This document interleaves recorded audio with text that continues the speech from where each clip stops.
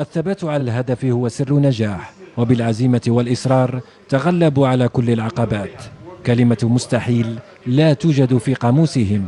علموا أن الموهبة وحدها غير كافية، فاجتهدوا، تقدموا، تفوقوا، فكرموا. أهم سر ساعدني كثيرا هذا العام هو القرآن الكريم الذي رافقني من بداية العام، بحيث أنه بدون القرآن لا أستطيع التركيز في الدراسة.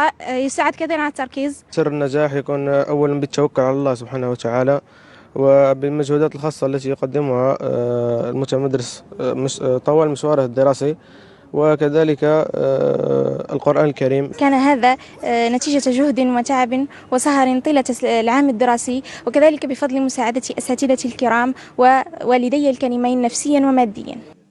ولأنهم أمل المستقبل وبناة الوطن، تفتخر ولاية المغير بأن تكون جزءا ممن يرسم الفرح والسعادة على وجوه المتفوقين من بنات وأبناء الولاية، طلبة التعليم المتوسط والثانوي.